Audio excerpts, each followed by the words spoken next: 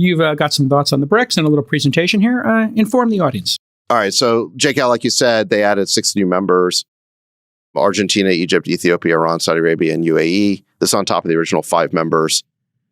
Now, you've described this group of countries as mid. I don't know what metric you're using to make that determination. If you look at share of global GDP in purchasing power parity terms, and we can debate whether that's the right method or not, but a lot of economists believe that PPP is the right way to look at it. The original BRICS were 32% of global GDP. The new BRICS bring it to 37%. And there's a couple dozen more countries that have expressed an interest in joining BRICS, which would bring it to 45. The G7 is only 30%. And that number's been declining over time. Back in 1995, it was all the way at 45%, whereas the BRICS were only about 17%. You can see that decline or shift here in this chart, going all the way back to the 1980s. This is why I think a lot of Americans have this casually dismissive attitude towards the BRICS, is they're thinking that these countries are still living in the era of the 1990s of unipolarity, when the G7 was, more than half of global GDP. But now the BRICS are bigger than the G7. Again, in terms of PPP, the rest have risen and has become a very substantial part of the world economy. If you look at global oil production, the new BRICS now have 54% of global oil production. It's almost double what the G7 produces, despite the U.S. still being the number one producer of oil. We're not the biggest exporter because we use it all.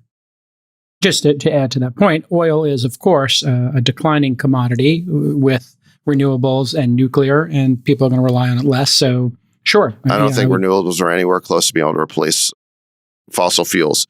If BRICS it's cheaper. It's actually cheaper. Let me finish. Hold on. Hold on. Let me just to answer to that.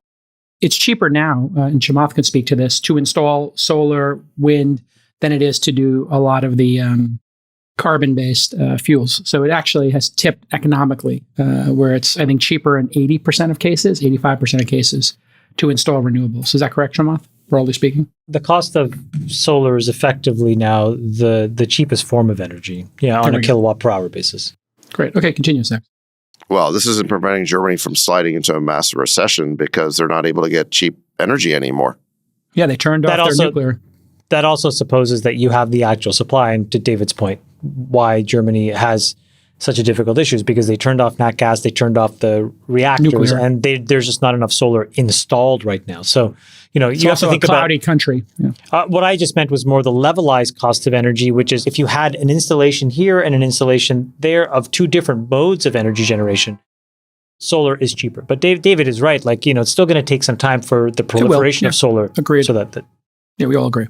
The U.S. is already roughly energy independent. We produce about 20 million barrels of oil a day, and we consume about 20 million. So we are roughly neutral with respect to the world. We're neither a net importer or net exporter as of now. So oil is still going to be it's the number one global commodity.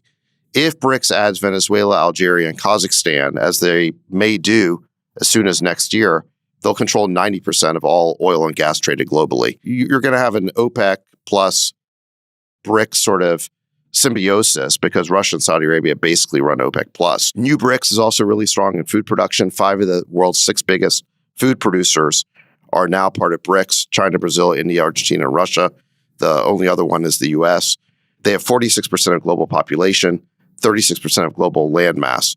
So my point is, BRICS isn't just strong in global GDP, they're strong in the production of what are currently the 2 most important commodities in the world, which is oil and food. They also have influence over strategic trade routes. So if you look at where these countries are located, and I'm sure this went into the thinking of who they just admitted to BRICS, because they had a lot of choices. They had something like 26 countries applied, and these are the first 6 they've added. So they now control the Arctic Sea route, which is basically as the polar ice cap starts to melt in the Arctic, you're seeing a new ability to create maritime routes north of Russia, basically, from Europe to Asia. It's a much faster route than going around the Horn of Africa or through the Suez Canal.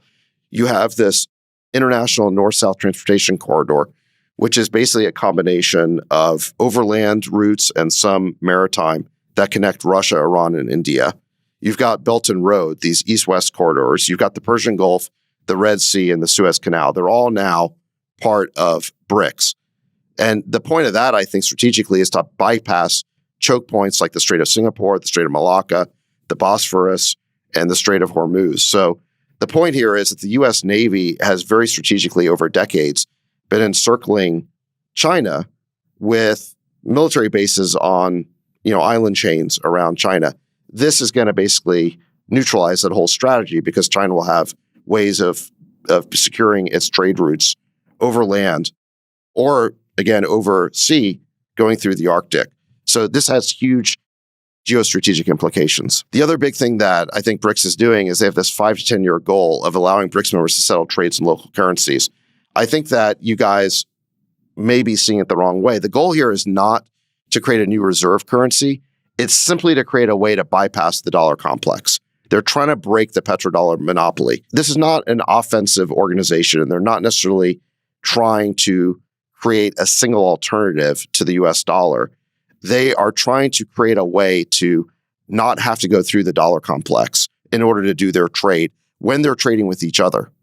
And they would like what China and Brazil are doing is a test case for this, where they are setting up a yuan clearing arrangement with Brazil. And the goal, to be clear, Sachs, here is to have a voice versus the G7, which they feel a lot of these countries feel they've been left out of, and to maybe not have as much dependency on the West and form this bloc that has a bigger voice in the world, right? Yeah, that is I would go a little further. Goal. I go a little further and say this isn't just about them having a voice. It's about them having economic sovereignty. They do not want to be completely dependent on the United States to secure their economies. And the big driver of this has been the weaponization of the US dollar. And Swift. Yeah. What we did to Russia with Swift. Yes. So in conjunction with this Ukraine war, the US seized Russia's foreign reserves, which were in dollars. They've widely imposed sanctions. We're now sanctioning dozens and dozens of countries. And we are tactically limiting who can use Swift as part of this. So if you are any of the BRICS countries, you're asking yourself, wait a second, when I am doing business with another member of BRICS, why should the US be any part of that transaction? Yeah, they do not want that transaction to be mediated by the US at all. In a way, it's like people buying crypto so that they don't have to deal with the US government. They have they have Bitcoin over here and they're not subject to the rules of the US dollar, right? It's like a way of opting out and having some independence. Yeah, I totally get it. They're willing to play by the US's rules when they're trading with the US, but they do not want to have to play by the US's rules when they're not trading with the US or the G7. And this is about creating that independence. I think it's great that they have, Chamath, that there is a competitor to the US dollar because it makes us be more thoughtful about our spending ultimately and our balance sheet. What are your thoughts on all this, Chamath? I have a couple. So if you go back to when the BRICS was created, this is like 20 plus years ago. It was first just BRIC and with a small S. That was 2001, yeah. And then it became BRICS with a big S when they admitted South Africa. I think the fact pattern in that organization is pretty poor. When they first got organized, they tried to create a competitor to the IMF. I think it's called the IDB, the International Development Bank. That bank has not disbursed a single dollar in 23 years. They tried to create a joint program to lay undersea fiber amongst these countries, hasn't even started. So I think it's good that this organization is growing. I think the problem is that the actual amount of legislative coordination that these countries has been able to exhibit has been literally zero. And the problem now is that their regional rivalries are only growing. So China and India, which are the two anchor partners of BRICS, are literally in a land war. There's a border that they fight over with guns. You have a growing anti-Chinese resentment inside of both India and Brazil. Nick, you can just throw up this little chart. In India, they've blocked a lot of apps. They're about to block a bunch of imports. But India sees China as an existential threat.